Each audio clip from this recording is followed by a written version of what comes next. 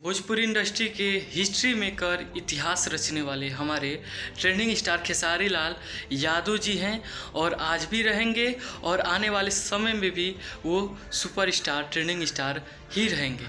लेकिन जो स्टार एक बार अपनी इज्जत खो देता है ना, फैंस पे जो प्यार खो देता है, दोबारा पाने में उसे कई साल लग जाते हैं या वो इंडस्ट्री से ख़त्म हो जाता है।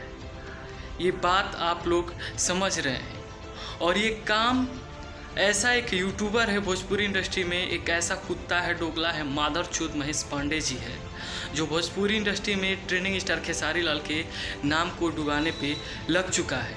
भोसड़ी वाले महेश पांडे को ये नहीं जानता है कि एक फिल्म एक डायरेक्टर, प्रोड्यूसर से और अन्य कलाकार से भी बनता है। और एक डायरेक्टर प्रोड्यूसर चाहते तो भोजपुरी इंडस्ट्री क्या, कोई भी इंडस्ट्री का एक आम आदमी स्टार हो सकता है। लेकिन भोजपुरी इंडस्ट्री में क्या है, एक छोटा गायक भी सुपरस्टार का सपना सोचता है। ये भोजपुरी इंडस्ट्री में का दुर्भाग्य है कि एक छोटा सा सिंगर जिसे एक्टिंग नहीं आता है, उससे गाना आता है तो सुपरस्टार का सपना सोचता है। और ऐसा ही परंपरा चल रही है। लेकिन जो महेश पांडे बांट रहा है भोजपुरी इंडस्ट्री को, कल सहर अफसा ने पोस्ट किया कि थैंक्स दिया चोरी चोरी चुपके वाली फिल्म को, कि सारे प्रोड्यूसर डायरेक्टर को भी सम्मान दिया, इसे खेसारी लाल को क्यों नहीं दिया? अरे भाई, जो उनको स्टेज पे लाया है उनको सम्मानित किया जाता है, वो भी कलाकार हैं। और ट्रेंडिंग स्टार खेसारी लाल भी कलाकार हैं और सहर अफसा भी कलाकार है।